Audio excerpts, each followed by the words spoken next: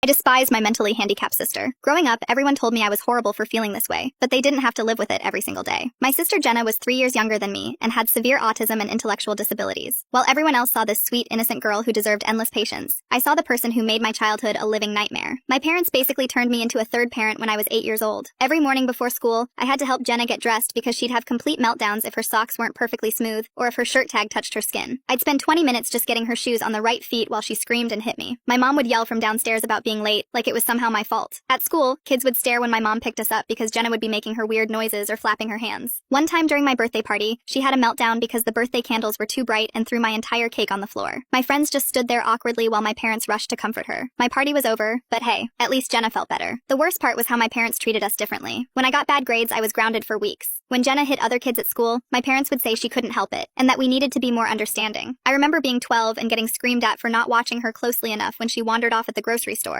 Apparently, keeping my sister safe was more important than me actually having a childhood. Family vacations were torture. We couldn't go anywhere that might overstimulate Jenna, which meant no theme parks, no movies, no restaurants that weren't completely quiet. We'd end up at the same boring lake house every summer, while I watched other families do normal fun things. When I complained, my dad would give me the speech about how lucky I was to be normal and how I needed to appreciate what I had. The breaking point came when I was 16. I'd been accepted to a summer program at a college 3 hours away, something I'd worked my butt off for all year. 2 weeks before I was supposed to leave, my parents told me I couldn't go because they needed me to help with Jenna during her transition to a new day program. I lost it. I screamed that I was tired of my entire life revolving around her problems and that I wanted to live my own life for once. My mom started crying and said I was being selfish, that Jenna didn't choose to be this way. My dad told me I was being cruel and that family comes first. But I was done. I told them I was going to that program whether they liked it or not, and if they tried to stop me, I'd go live with my aunt in California. I went to the program. Those 6 weeks were the first time in my life I felt like a normal teenager. I made friends who didn't know about Jenna, participated in activities without worrying about meltdowns, and actually enjoyed myself. When I came back, the house felt suffocating. My parents were cold to me for months, acting like I'd abandoned the family. Senior year, I applied to colleges as far away as possible. When I got into a school in Oregon, my parents barely reacted. They were too busy planning Jenna's transition to adult services. At graduation, while other families celebrated, mine was dealing with Jenna having a breakdown because the gym was too loud. Even my biggest accomplishment got overshadowed. College was freedom. I studied abroad, joined clubs, dated people, lived like a normal person. I called home maybe once a month and kept visits short. My parents would guilt trip me about not spending time with Jenna, but I just couldn't anymore. I'd spent 18 years sacrificing everything for her, and I was done.